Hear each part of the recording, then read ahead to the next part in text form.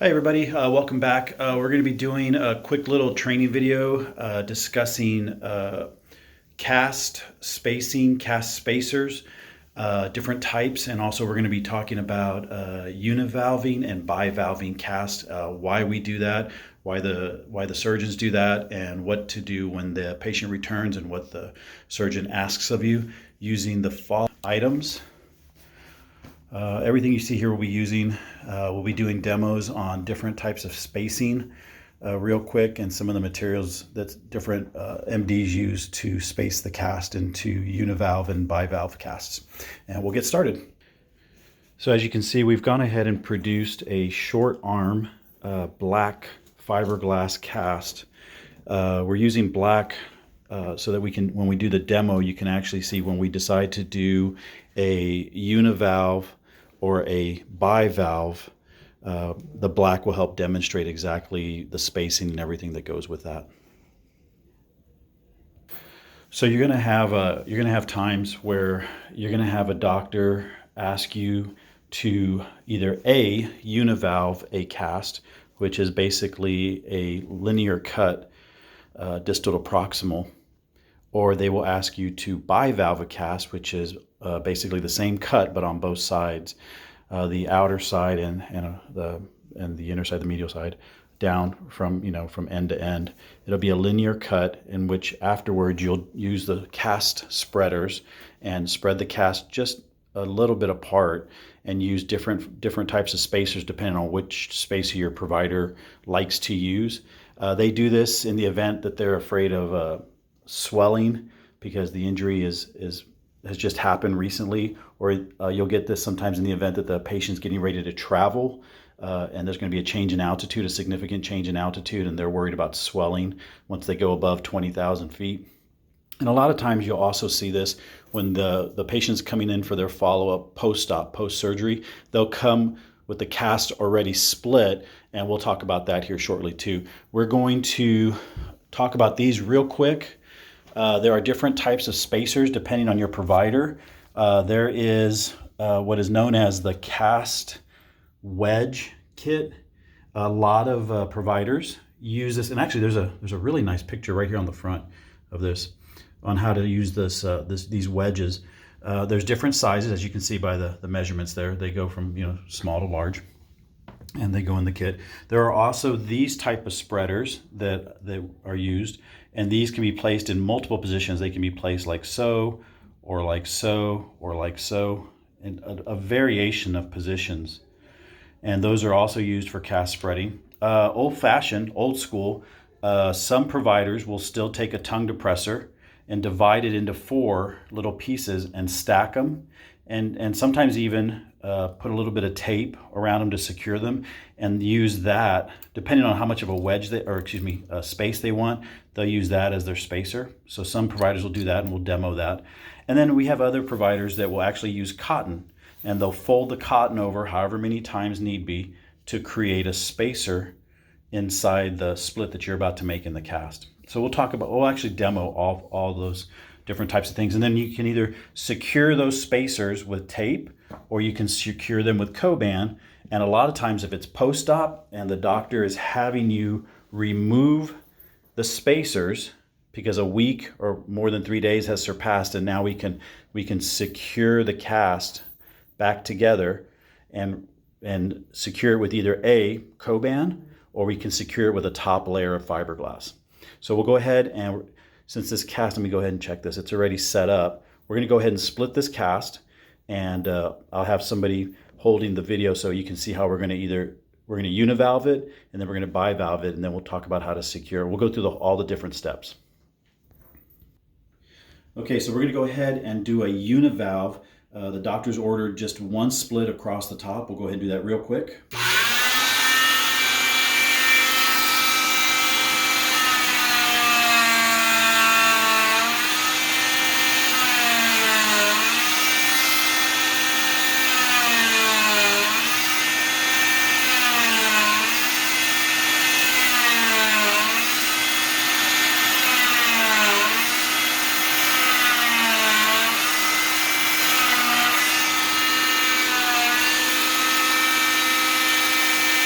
Then what we'll do is we'll take the cast spreaders, and I'll have the patient turn the arm a little bit. Now remember, this particular process, we're not trying to remove the cast. We're simply trying to give a little bit of space, and I'm going to put my thumb in there on purpose, even though it's going to pinch a little. I want to show you about how much space we're talking about here. Very minimal amount of space. You want the cast to remain secure on the patient. You just want to create a little gap to allow for any swelling that may take place post-op, or if there's some kind of environmental change, or in the event that this patient is being seen and treated very close to the time of injury.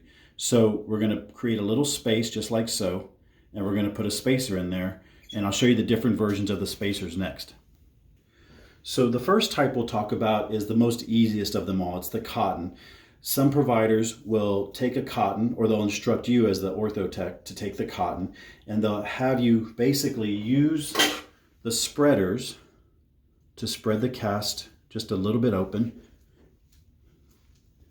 and they'll have you basically tuck the cotton in like so and work your way down just like so,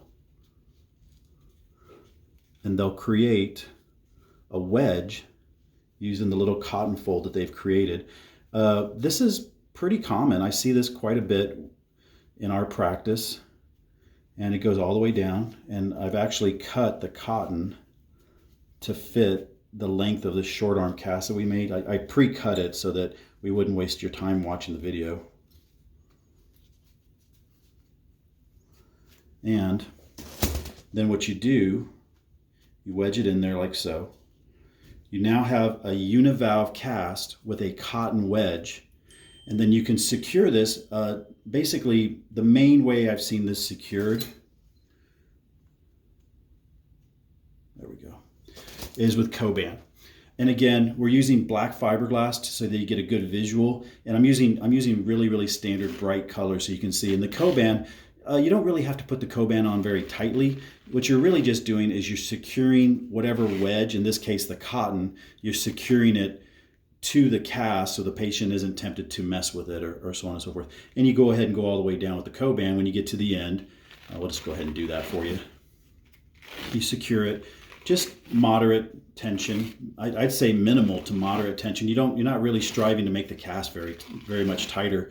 The whole point of this is that you're trying to keep the injury secure while keeping the patient comfortable.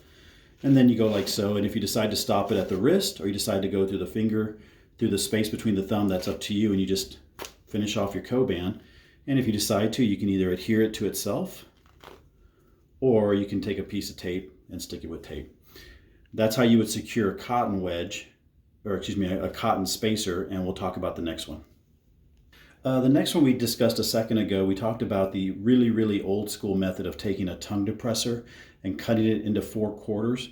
And then what a provider will do is they'll take those 4 quarters, they'll secure them most of the time with tape or whatever, and they'll create whatever width of a wedge or a spacer that they particularly want to have in this particular patient's case. So we're going to assume that this provider wants a wedge that's 4 quarters wide. And again, they'll be real specific in their doctor's orders, whether they're written or verbal. And you take that wedge and you just place it in the cast like so. And again, depending on the length of the cast, you can make many of these. But that's basically how it does it. And we secure it the same way. Typically you see this secured with a Coban. Again, that's a tongue depressor trick that's kind of old school, but people still use it. And we'll go on to the next one. The next one that's pretty common will be from the wedge starter kit. I've gotten the 2 smallest ones out of the kit. And again, these are pretty self-explanatory. You spread the cast just a little bit, and you take your wedge and you wedge it in there. It's not a big deal. It's pretty easy. You just kind of, till you hear the click, just like so. And you come down. And again, depending on the length of the cast, I have found that in most short arm cast, the MD, if it's univalved, will use 2. Of course, if it's bivalve, they'll use 2 on each side, so it'll be 4. And if it's a long arm cast, I found that the MDs will use a minimum of 3, proximal, midline, distal, midline, and proximal. both 3 in the front, 3 in the back if it's bivalved. And again, they secure it. I've seen this secured. The two most common ways are tape and Coban, and they won't Coban the whole cast, and they won't tape. Obviously, they won't tape the whole cast. They'll only secure where the wedges are. In this case, I'm going to call it a wedge because that's what it is. It's being used as a spacer, but by title, I'm using it's a wedge. So that's what I usually, when they present in clinic post-op, I see this and the MD will instruct me, hey, go ahead and take the spacers out and go ahead and overwrap, is the term they use, overwrap the cast with fiberglass, whatever color the patient chooses, more black or red or whatever. And then what we'll do is we'll take the spacers out, or wedge, whatever you want to call it.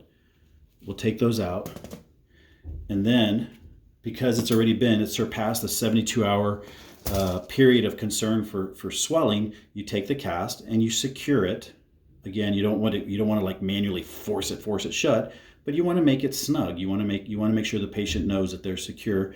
So you secure it and you go ahead and overwrap it with a top layer of fiberglass. And then the last one we're going to talk about real quick, so we're just going to keep running with this.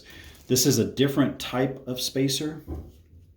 It has multiple positions. The most obvious position would be like so. Then if for whatever reason you need to modify it for swelling or comfort, you could turn it horizontal, or actually that would be perpendicular. And then there's also different variations of sort. You can take this little piece out and you can use the larger piece, which is, again, another position. And if worse came to worse, you could take that out and you could turn that perpendicular as well. And that would be a huge spacing. As you can see, that's a pretty significant spacing there.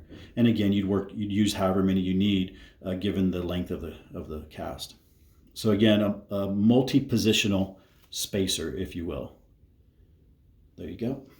And then what we would do is we would secure it like we talked about, put a top layer of fiberglass, and that would be how you space and remove spacers from a cast that is univalved. And the only difference between the univalve and the bivalve is that I'm going to put a split on this side. So to end the video, I'll go ahead and show what a bivalve cast looks like. And just remember that everything we just talked about applies to both sides. Oh. So we've gone ahead and done, to wrap up the video, I went ahead and bivalved this particular cast. And I've put the spacers in so you can see how it would present to you. Say, for example, post-op. They've come into their clinic, they've come into your facility a few days after surgery. The doctor said, I'm going to check, I'm going to do an x-ray, I'm going to do an exam, et cetera, check all the standard basic nursing 101 things, check for circulation, temperature, sensitivity, movement, et cetera. Okay, what do you go ahead and go on in there? Go ahead and remove the spacers, and one fell out, that's okay. And take the spacers, put them aside. You're going to go ahead and now overwrap this cast with a top layer of fiberglass. Some providers want you to secure from end to end, which means going through the thumb space again. Other providers are okay if you do a slant wrap with the fiberglass so that you cover all of it and leave a little edge of the cut, the previous cut showing. So when the patient returns to have the entire cast removed, you can follow that cut line with the saw, and you don't have to penetrate this cast anymore. You only have to penetrate the overwrap, which makes it super, super comfortable for the patient. And if you're working with pediatrics, they don't feel the amount of pressure needed to penetrate all those layers of fiberglass. They only feel with the amount of pressure you have to apply to penetrate one top layer of overwrap. So what you do is you secure the cast comfortably without causing discomfort to the patient, and you start overwrapping with fiberglass. They come back 2 to 3 weeks, 4 weeks, depending on what's going on. You follow that previous cut line with the saw, cut through your top layer, and then remove the entire cast, just like you would always remove a cast.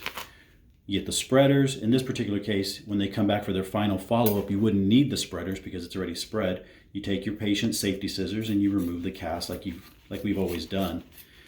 And then that would be it. So, all that being said, we'll put that aside. Thank you guys very much for watching the videos again.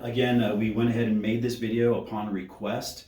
We went back and checked the library and noticed that there were no videos demonstrating spacing techniques. Any comments, any suggestions, or any videos you want, let us know and we'll do our best to produce it. Thank you very much.